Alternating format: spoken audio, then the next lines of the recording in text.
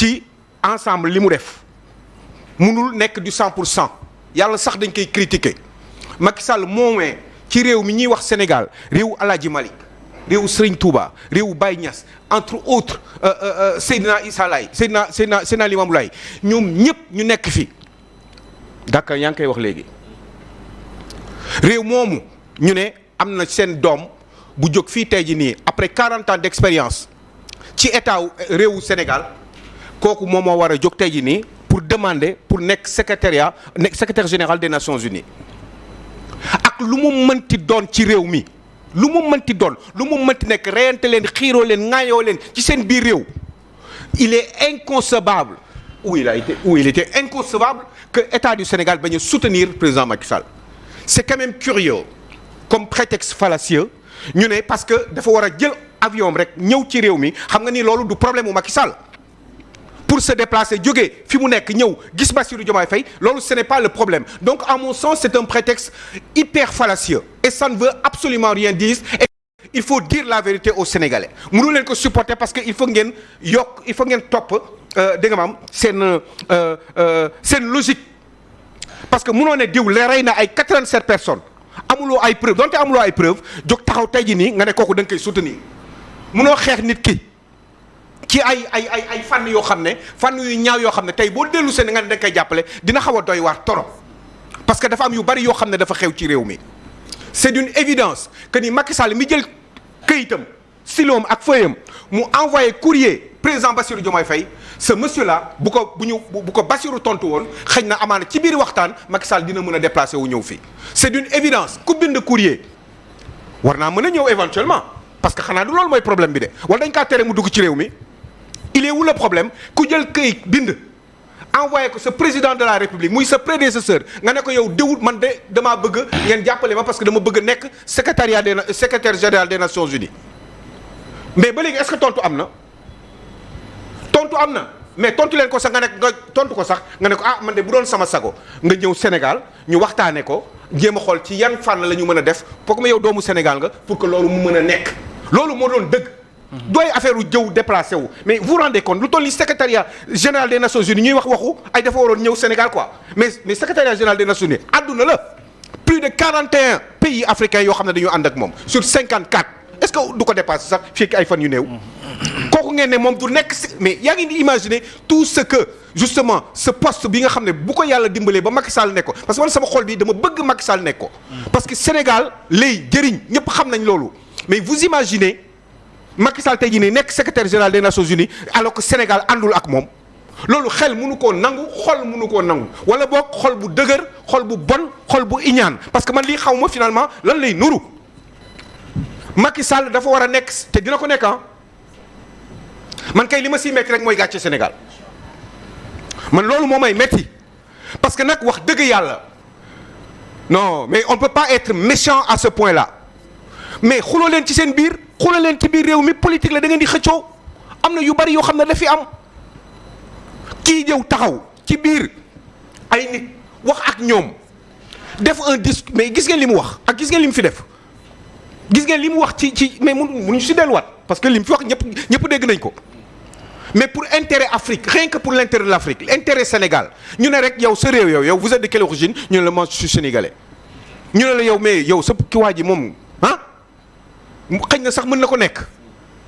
yow loolu rek loolu du tiitar yéen ngeen ne loolu amaana mënul nekk loolu duñ ko nangu te nag yàlla dëgg rek la bëgg nañu xaar fii ak ay fan yu néew ak ay weer yu néew semaine yu néew weer yu néew vous verrez que ni yàlla dëgg rek lay def ndax nag dëgg man Sénégal moo ma intéressé Sénégal moo ñu intéressé et puis dañu bëgg a avancer ci réew mi suñu mais attendez vous vous rendez compte Macky Sall tey jii nii yàlla na si yàlla musal bés bu ko nekkul woon bés bu mbiri jotoon ba nekk ko mais fii ak 50 ans africain du ko nekk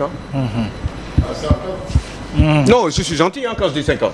oui du ko nekk yéen loolu ngeen di iñaane seen réew iñaane ko Afrique iñaane ko àdduna mais loolu xel mënu ko nangu. très bien bu fekkee ni nag li nga wax Cheikh Tidiane. que loolu kese moom moo tax c'est la seule et unique raison. Eh bien, ça veut dire qu'il y a un problème quand même dans ce pays-là. Mais s'il vous plaît, Mohamed, oui. Moi j'ai parlé de démarche. moom il prend un seul exemple bëgg ko corroborer li ma. c'est le seul qu'on a entendu ici sur ce plateau. Démarche c'est un panoplie d'actions. mais démarche déjà am lu muy commencé. Il y a plusieurs actions.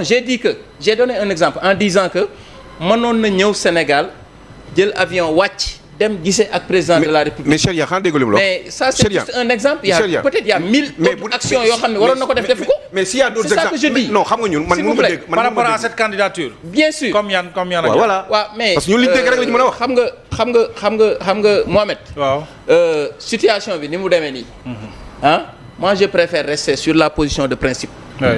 du gouvernement du Sénégal. Wow. mais juste dama ko bëggoon rappeler ne ko. Wow. c'est pas seulement cette action là jël avion ñëw non. mais s'il y en a d'autres. non il y en a 1000. non mais il faut l'évoquer. il y en a 1000 il faut l'évoquer sur ce plateau. non attendez xam nga man mënuma adopter benn position de principe ba pare. ne damay dellu ci waat ci yenn détails yi. non s'il vous plaît. non attends mais ñaar du détail quand même. ku mën a wax benn mën a wax ñaar. la décision ça n'a pas été pris comme ça.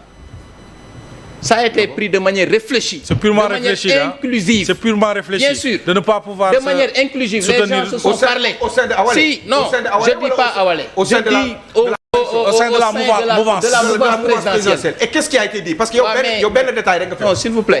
Non, moi je veux dire que xam nga boo génnee benn position de principe général ba pare.